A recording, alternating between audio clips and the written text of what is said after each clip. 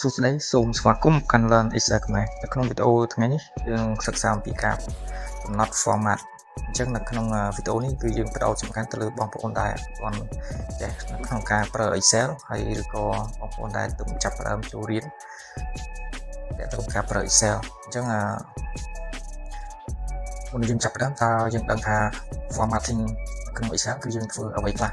អូខេនៅក្នុងវីដេអូថ្ងៃនេះយើងនឹងបង្ហាញ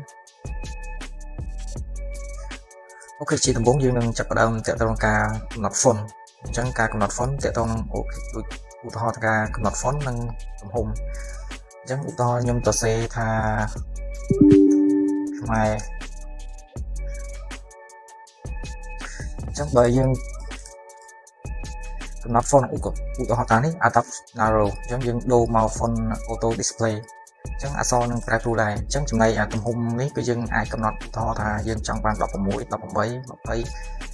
រហូតដល់កំណត់ណាមួយដែលយើងត្រូវការនៅក្នុងការងារឬក៏ឯកសារផ្សេងៗ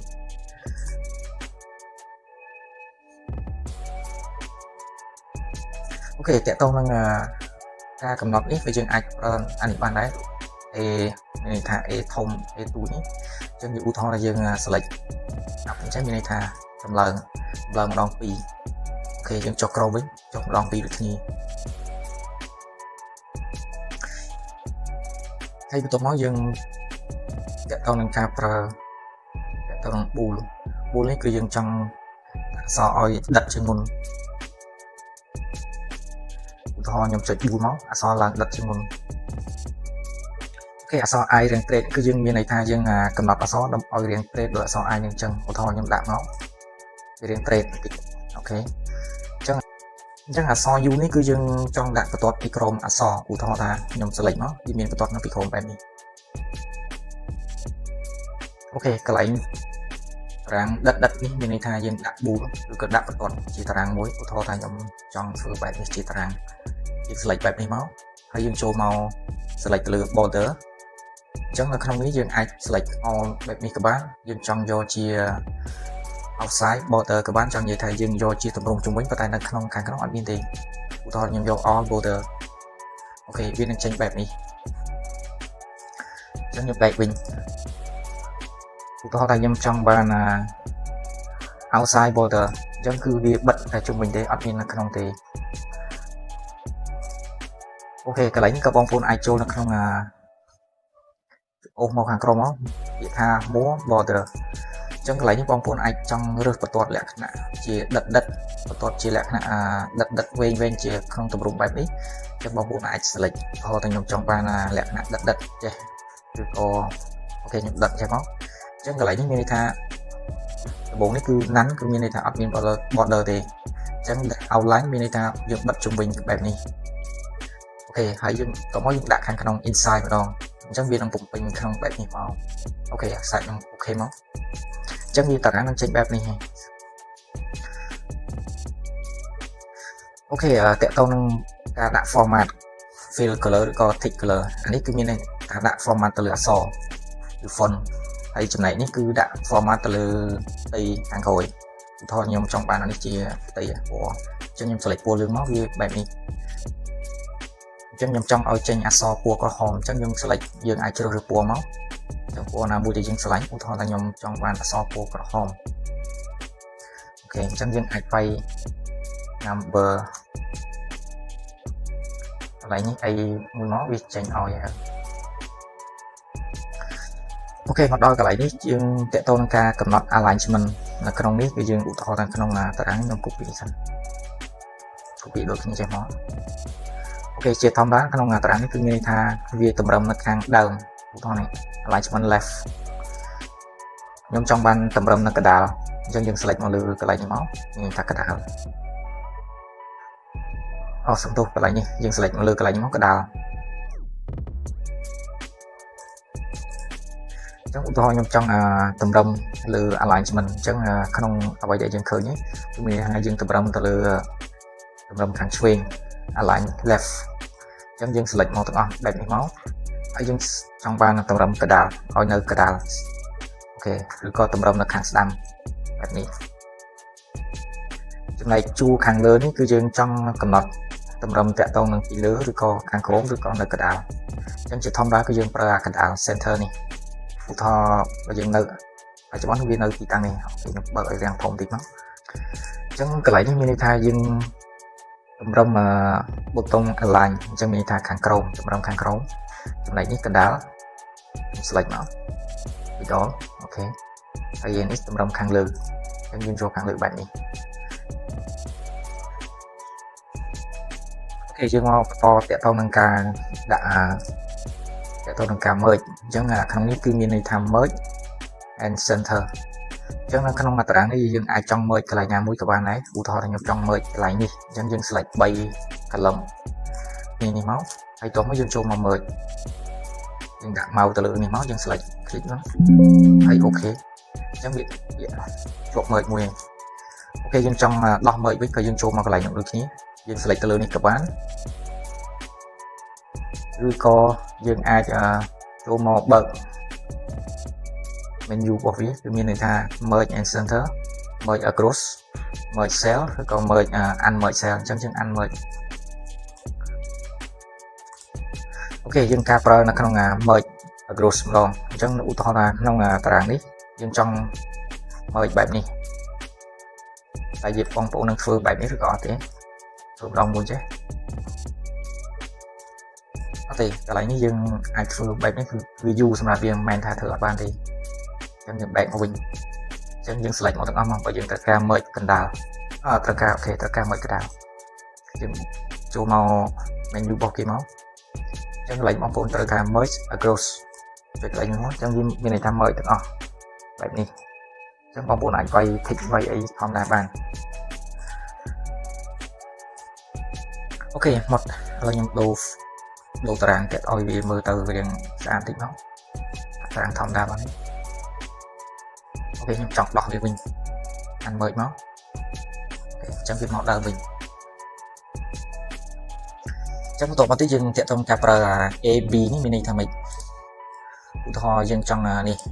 លើ title បើសិនជា title វែងខ្លាំងពេកវែងច្រើនជាងតារាង column របស់យើងហ្នឹងយើងអាចប្រើបានឧទាហរណ៍ថាខ្ញុំចុច select សិនមកឧទាហរណ៍ខ្ញុំវាយអក្សរអញ្ចឹងវាធ្លាក់មកក្រោមបែបនេះនឹងចាក់នៃបើសិនជា title បងប្អូនវែងអញ្ចឹងបងប្អូនប្រើនេះមកខ្ញុំទៅ save វាឡើងវិញ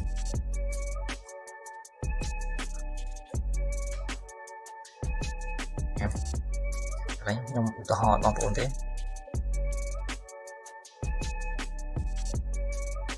phone ហើយ phone 1ទៀតមកនេះ position សោះឧទាហរណ៍ណាក៏នេះ order អូ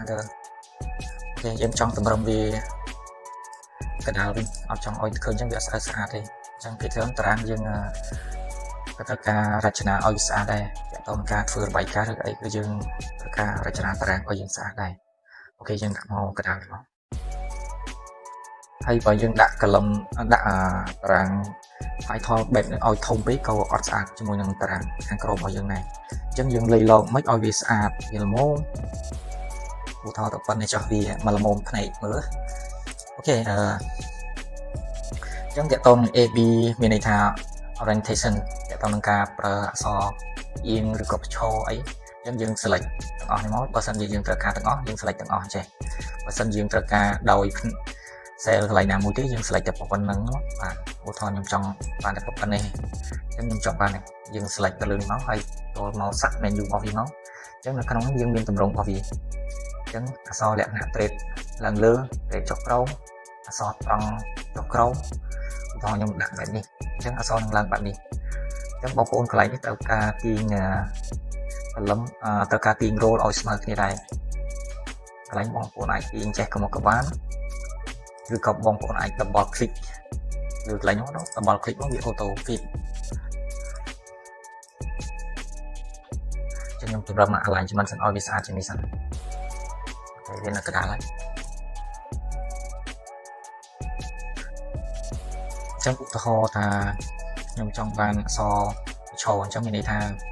អានទៅលើចុះក្រោមកន្លែងនេះ បែបនេះ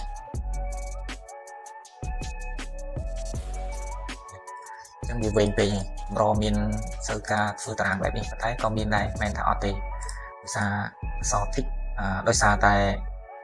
តម្រូវការការងារតាមកន្លែងអញ្ចឹងក៏ត្រូវការប្រើដែរអូខេយើងបែកវិញជាមកតាក់ទងការប្រើការអានពីក្រោមឡើងលើវិញយើង select បែបនេះមកអញ្ចឹងមានន័យថាដាក់ក្រោមអានឡើងលើអូខេចំណែកនេះយើងអាចកំណត់បានឧទាហរណ៍យើង select លើនេះមកយើងចង់កំណត់អត់ចង់បានទម្រង់ប៉ុណ្្នឹងមកយើងចង់សេរីដោយខ្លួនឯងឧទាហរណ៍យើងចូលមក format ឬ cell online ជាមួយនេះមកអញ្ចឹងកន្លែងនេះបងប្អូនអាចសេរីនេះកន្លែង orientation នេះចាំបងប្អូនអាចត្រូវការចង់បានប្រមាណ degree អូទៅតាមដែលអ្វីដែលបងប្អូនត្រូវការមកខ្ញុំអូឲ្យបងប្អូនមើលបើសិនជាចុះក្រោមអញ្ចឹងមានន័យថាដករហូតដល់ត្រង់ចុះបងអូខេជាងឡើងមកលើហ្នឹងមកខ្ញុំចង់បាន50 degree បងប្អូនអាចស្រីនៅលើទូចនេះទៅបានដែរអូខេខ្ញុំចង់បាន50 degree ប៉ុណ្ណឹងអញ្ចឹងទៅមកយើងអូខេវានឹងចេញឲ្យប៉ុណ្ណេះអូខេឥឡូវយើងបន្តមកតាក់ទងការប្រើទៅលើ format ផ្សេងម្ដងអញ្ចឹងនៅកន្លែងនេះគឺយើងតាក់ទងការ format តាក់ទងនឹងជាលុយដុល្លារអញ្ចឹងខ្ញុំវាយជាលុយអូខេជាធម្មតា format យើងប៉ុណ្ណឹងខ្ញុំពុះមកអញ្ចឹងបងប្អូនអាច copy វាបែបនេះមកក៏បាននេះអញ្ចឹងពេលបងប្អូន copy ពេលខ្លះវា auto serial ពេលខ្លះវាអត់ auto ទេយើង copy មានន័យថា copy មកទៅដល់អញ្ចឹងបងប្អូនអាចបើសិនជាត្រូវការឲ្យវារត់ពី1245 1246អញ្ចឹងបងប្អូនអាចចុចទៅលើនេះមក auto fill នេះមកអញ្ចឹង click មកបងប្អូននឹងឃើញបែបនេះអញ្ចឹងមានន័យថា fill series គឺបងប្អូនចុចលើមកវានឹងបំពេញឲ្យពីលេខ1245 1246 1247រហូតទៅហើយទៅមកខ្ញុំចង់ទាញវាមកក្រោមឲ្យពេញមកឧទាហរណ៍សម្រាប់ឲ្យបងប្អូនមើលមកអញ្ចឹងយើងទាញមកបែបនេះអូខេយើងបាន format បែបនេះហើយយើងចង់បានជា current ជាដុល្លារអញ្ចឹងយើងបងប្អូនចុចទៅលើនេះមកអូខេវានឹងចេញ format ឲ្យជាដុល្លារហើយអញ្ចឹង1245អញ្ចឹងកន្លែង0ឬក៏នេះគឺមានន័យថានេះ02កន្ទុយនេះអញ្ចឹងឧទាហរណ៍ថាយើងអត់ចង់បានទេកុំឲ្យវាតារាងធំពេកអញ្ចឹងបងប្អូនត្រូវការបញ្ចូលវាវិញយើងត្រូវការកលេខទៅបានហើយអូខេបងប្អូនត្រូវអាផ្សេងជាច្រើនដែរអញ្ចឹងយើងត្រូវការលេខទៅបានហើយអញ្ចឹងកន្លែងបងប្អូនត្រូវ decrease អញ្ចឹងមានន័យថាកាត់ twice លេខ02ចុះបងប្អូនចុចពី1មានន័យថាកាត់0មួយចេញ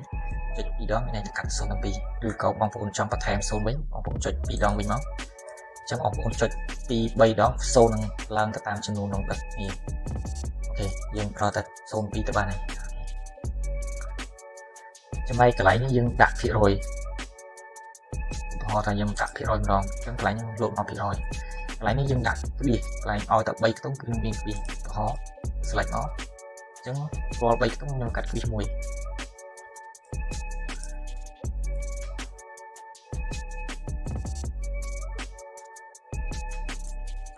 អូខេឥឡូវយើងបន្តមកតាក់ទងការទៅលើ format ផ្សេងៗម្ដងអូខេយើងបន្តមកតាក់ទងការ format condition នេះមានន័យថាយើងឲ្យ format ទៅតាមការបំរែបំរួលផ្សេងគ្នាអញ្ចឹងឧទាហរណ៍ថាយើងនៅក្នុងនេះយើងត្រូវការឲ្យ format ឲ្យតែមានពាក្យណាមួយគឺយើង format ខ្ញុំសុំ back ខាងកន្លែងនេះខ្ញុំសុំត្រឡប់កន្លែងឲ្យវាមកធម្មតាសិនមកខ្ញុំអត់ត្រូវការឲ្យនេះទេបងប្អូន select មកដាក់មកxuốngវិញអូ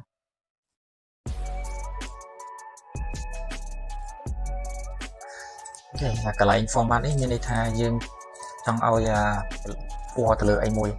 ឬក៏យើងចង់ឲ្យពណ៌ទៅលើនេះក៏បានដែរអញ្ចឹងយើង select ប៉ុណ្ណេះមកឧទាហរណ៍យើងចង់បានធំជាងជាងអីយើង select លើនេះអញ្ចឹងនៅក្នុងនេះមាន highlight តាម role នេះមានន័យថាយើងដោយប្រើលក្ខខណ្ឌណាមួយផ្សេងគ្នាទាក់ទងនឹងការធំជាងទូជាងឬក៏ចន្លោះឬក៏ស្មើនឹងអ្វីមួយស្មើនឹងលេខអីមួយឬក៏ស្មើនឹងពាក្យណាមួយឬក៏ស្មើនឹង date ណាមួយឬក៏បងប្អូនចង់កំណត់ទៅលើទាក់ទងនឹងការ ស្វែងរកតម្លៃស្ទួនដូចគ្នាអញ្ចឹងបងប្អូនចុចលើមកវានឹងចេញឲ្យពណ៌ highlight អញ្ចឹងបងប្អូនចុចកន្លែងនេះមកវានឹងបង្ហាញនៅតួលេខស្ទួនឲ្យបងប្អូនឧទាហរណ៍ខ្ញុំចង់តាក់ទងរនឹងលេខដែលស្ទួនមានលេខខ្លះអញ្ចឹងយើង select មក click មកអូខេអញ្ចឹងភាគច្រើនលេខគឺស្ទួនទាំងអស់ឧទាហរណ៍យើងវាយលេខណាមួយផ្សេងគ្នាអញ្ចឹងលេខនេះអត់មានស្ទួនទេអញ្ចឹងការកំណត់កន្លែងនេះគឺយើងចង់បដូរពណ៌ទៅតាមអ្វីដែលយើងចង់បានក៏បានដែរអូខេយើងមកកន្លែងដើមវិញមកចូល format cell ចូល condition formatting មកបងប្អូនយកពាក្យថាទី1អាច clear rule ក៏បានទី2អាចថា minute rule និយាយថាយើងចូលមក click អញ្ចឹងនេះអញ្ចឹងបងប្អូនចុចលើនេះមក select លើនេះមកបងប្អូន edit rule អញ្ចឹងកន្លែងនេះបងប្អូនឃើញពណ៌font ពណ៌ក្រហមហើយផ្ទៃគឺពណ៌ក្រូចអញ្ចឹងបងប្អូនចុច format វាមក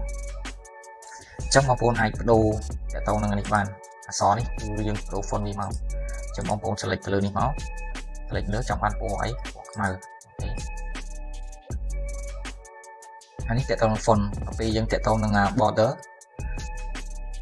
បន្ទាត់គឺជាធម្មតាគឺយើងអត់សូវដែរកំណត់ឲ្យវាចេញពណ៌ដោយសាររៀងតូចដែរអញ្ចឹងវាមិនសូវជាកំណត់សម្គាល់ឲ្យយើងមើលឃើញច្បាស់អញ្ចឹងយើងប្រើ fill ទៅលើផ្ទៃក្រោយអញ្ចឹងបងប្អូនចុចលើ fill នេះមកអញ្ចឹងបងប្អូនចង់បានឲ្យតែស្ទួនគឺយើងចេញពណ៌ឲ្យយើងដឹងពណ៌លឿងអូខេ select OK មកអញ្ចឹងនិយាយថាអក្សរពណ៌ខ្មៅហើយនឹងផ្ទៃពណ៌លឿងអញ្ចឹងបានបែបនេះហើយបងប្អូនចុច OK ទៀតមកអញ្ចឹងវាចេញឲ្យបែបនេះលឿងពេញនឹងអូខេខ្ញុំដូរលេខមកវានឹងឈប់អញ្ចឹងលេខនេះអត់ស្ទួនទេហើយនៅក្នុងនេះក៏មានការប្រើ format cell style ដែរឧទាហរណ៍ខ្ញុំ select ទៅលើ rank ទៅលើ cell មាត្រានេះដូចគ្នាមកអញ្ចឹងខ្ញុំចង់បាននេះអញ្ចឹងបងប្អូនអាចដាក់ទៅលើ style ដែលបងប្អូនចង់បានមកអូពណ៌ណាដែលបងប្អូនចង់បានប៉ុន្តែជាធម្មតាយើងក៏ប្រើច្រើនប៉ុន្តែអ្នកខ្លះក៏អត់សូវប្រើដែរដោយសារពេលខ្លះយើងដាក់ទឹកពណ៌ញ៉ៃច្រើនពេកក៏តារាងយើងក៏មើលទៅវាអត់ស្អាតដែរបើសិនជាធ្វើរបាយការណ៍សម្រាប់រាយការណ៍ណាមួយវាមើលទៅវាអត់សូវជា professional ដែរទេអញ្ចឹងយើងអាចធ្វើជាតារាងគ្រាន់តែយើងដាក់ title ពណ៌ខាងលើនេះបានដែរហើយខាងក្រោមអាចថាលើតារាងប្រភេទតារាងដែលយើងត្រូវដាក់ទៅបានហើយអូខេតោះនឹង format as table ក៏បងប្អូនអាចរើសបានដូចគ្នាឧទាហរណ៍ខ្ញុំ select ប៉ុណ្ណេះដូចគ្នាមក select រើសប៉ុណ្ណេះមកអញ្ចឹងបងប្អូនចុច format អញ្ចឹងបងប្អូនអាចរើសដែរ select ពណ៌ឬក៏ទម្រង់តារាងណាមួយដែលបងប្អូនចង់បានអញ្ចឹងឧទាហរណ៍ខ្ញុំចង់បានពណ៌នេះអញ្ចឹងបងប្អូន OK មកវានឹងចេញបែបនេះហើយបងប្អូនអាច select រើសបានហើយអញ្ចឹងដោយសារលឿងនេះវាអត់មកដោយសារតែវាជាប់ format មួយដែរអញ្ចឹងយើងត្រូវការ clear format នោះចេញបងប្អូនចូល home ចូល format condition ចូល condition format មកហើយបន្ទាប់មកបងប្អូនយកពាក្យថា clear rule បាន clear manage rule បានអញ្ចឹងបងប្អូន select លើនេះមកជ្រើសរើសថា delete rule អូខេអញ្ចឹងវាដាច់វានឹងបានតារាងបែបនេះឲ្យបងប្អូននេះអញ្ចឹងបងប្អូនក៏អាចជ្រើសរើសទៅលើ format នេះដែរអាចតាមពណ៌តាមណា style ណាដែលបងប្អូនចូលចិត្តទៅអូខេខ្ញុំដាក់ចេះចុះអូខេយើងចូលមកតាក់ទងការ insert ការលុបនិងការ format cell អញ្ចឹងយើងចង់ insert យើងធ្វើម៉េចយើង select ទៅលើ cell select ចឹងគឺមានន័យថា cell នេះកន្លោះនេះគេហៅ cell ហើយគេជួឆោនេះមានន័យថាលេខ1ដល់លេខ anon អញ្ចឹងគេហៅថា row អញ្ចឹងកន្លែងនេះគេហៅថា row អញ្ចឹងកន្លែងនេះបែបនេះគេហៅថា row ចំណែក A to Z ឬក៏ A to Z ឡើងដល់10ដងអីទៀតអានេះគេហៅថា column នេះ column C column A អានេះ column A column C column B សំដៅ column B column C តាមហ្នឹងទៅអូខេយើង select cell ហើយយើង insert ចង់ insert ទៅលើ row មួយអញ្ចឹងវានឹងធ្លាក់មកម្ដងមួយយើងចង់លុបវិញយើងចុច delete លើគ្នាអូខេយើងតាក់ទងការ format វិញម្ដងអញ្ចឹង format នេះរៀងច្រើនបន្តិចបងប្អូនអាចតាក់ទងការ format នេះយើងឧទាហរណ៍ថាយើង select បែបនេះមកចង់ format ទាក់ទងនឹងកម្ពស់ទំហំអញ្ចឹងឧទាហរណ៍យើងចង់បានបែបតារាងនេះ format ក្នុង roll បែបនេះគឺមានន័យថា 14.5 អញ្ចឹងយើងចង់បាន20 30 20យើងចង់បាន20ថាroll របស់យើងក៏ប៉ុណ្ណេះយើងអូខេមកអញ្ចឹងវាធំល្មមសម្រាប់បងប្អូនដែរអញ្ចឹងបងប្អូនក៏អាចប្រើបែបនេះក៏បានដែរឬក៏បងប្អូនមិនបាច់ចាំមកមើលនេះក៏បានបងប្អូន select បែបនេះមកក៏ប៉ុណ្ណេះមកហើយបងប្អូន right click អញ្ចឹងបងប្អូនឃើញថា row high អញ្ចឹងបងប្អូន select លើហ្នឹងមកអញ្ចឹងនេះរបស់យើង row high របស់យើងគឺ20អញ្ចឹងយើងចង់បាន50ម្ដងអូខេវា50ផងពេកអញ្ចឹងយើង back វិញអញ្ចឹងកន្លែងនេះក៏បងប្អូនត្រូវការរចនាដូចគ្នាដែរឧទាហរណ៍ថាតារាងនេះវា20ចំណែកតារាងនេះ25អញ្ចឹងការមើលទៅតារាងយើងអត់សូវស្អាតដែរវាអត់ស្មើគ្នាអញ្ចឹងបងប្អូនធ្វើរបាយការណ៍ទាក់ទងនឹងរបាយការណ៍ដែលមានតារាងបងប្អូនត្រូវតែ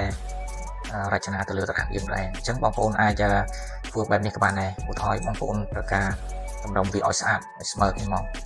អញ្ចឹងបងប្អូន select វាប៉ុណ្ណេះមកអញ្ចឹងបងប្អូនអាចទាញនេះបងប្អូនដាក់បែបនេះមកហើយទាញអញ្ចឹងវាអូតូស្មើគ្នាអូខេយើងដាក់លើ format បន្តអញ្ចឹងនៅក្នុង format បន្តនេះគឺយើងមានច្រើនទៀត auto fill row high នេះគឺយើងតើតើនឹងបើសិនជាបងប្អូនសរសេរវិញវាអូតូដែរតែកន្លែងនេះក៏ខ្ញុំមិនសូវជា recommend ដែរពេលខ្លះវាវែងហួសហេតុពេកអញ្ចឹងយើងអត់ត្រូវការឲ្យវាបង្ហាញច្រើនពេកទេអត់ឲ្យវាកលឹមវាវែងពេកទេឧទាហរណ៍ថាចេះធម្មតាមានតែមួយលេខនេះខ្ញុំអត់តែតិចមកកលឹមនេះមានន័យថាវាវែងជាងគេមកចំណែកសំទោសcell កន្លែងនេះមានន័យថាវែងជាងគេហួសហេតុពេកបើសិនជាដាក់ឲ្យអូតូអញ្ចឹងវាប្រកាសជាអូតូទៅលើអាភិកឬក៏លេខណាមួយដែលវែងជាងគេអញ្ចឹងកន្លែងខ្ញុំក៏អត់សូវជា recommend បងប្អូនប្រើ auto fit ដែរអូខេយើងត្រូវការសំចៃតារាងដែរពេលខ្លះយើងមានតារាងតំណែងនៅខាងនេះច្រើនទៀតអញ្ចឹងវាធ្វើតារាងយើងละเอียดហើយពេលយើងព្រីនចេញមកក៏វាតូចដែរខ្ញុំប្រើ auto fit ចឹង auto fit pro ចាំបងប្អូន select ទៅលើនេះមកចាំបងប្អូន select នេះសិនមកហើយទៅមកបងប្អូនចូល format ចូល auto fit row គឺមានន័យថាតើតង់ស្មើនេះ format មួយទៀតតើតង់នឹង fit column នេះ auto fit column មានន័យថានេះយើងតម្រុំទៅលើក្បាលខាងលើថតមកនេះវែងជាងគេអញ្ចឹងបញ្ហាគឺដោយសារនេះវែងជាងគេអញ្ចឹងពេលខ្លះអាចវែងនៅលើនឹងទៀតពីច្រើនលើអាស័យដ្ឋានអញ្ចឹងអាស័យដ្ឋានអាចមានតើតង់នឹងផ្ទះលេខផ្លូវលេខមានភូមិសង្កាត់ខណ្ឌហើយរាជធានីទៀតទៅឬក៏មានអាស័យដ្ឋានខ្លះវាមានដល់ផ្ទះលេខឬក៏ជាន់ទីប្រមាណអាគារលេខប្រមាណជាន់ទីប្រមាណលេខប្រមាណហើយក៏មកបានមានមានអាស័យដ្ឋានរបស់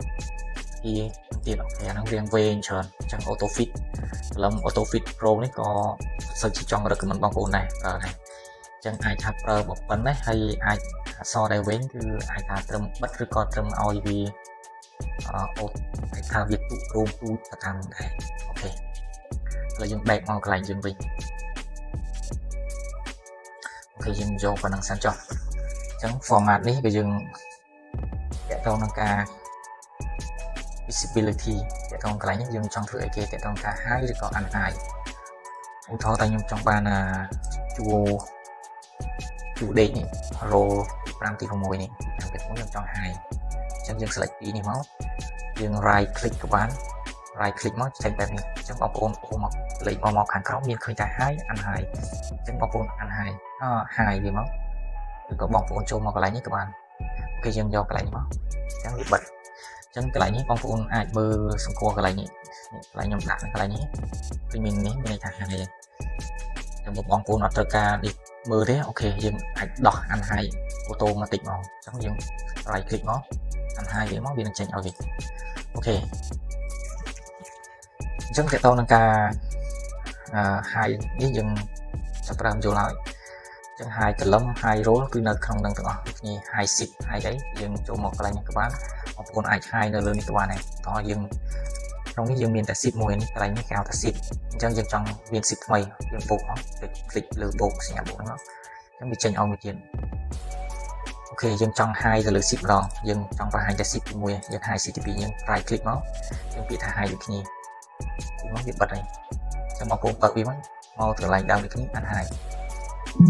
ចឹងកន្លែងបងប្អូនចុចម្ដងទៀតមកអូខេអញ្ចឹងវានឹងត្រឡប់មកវិញ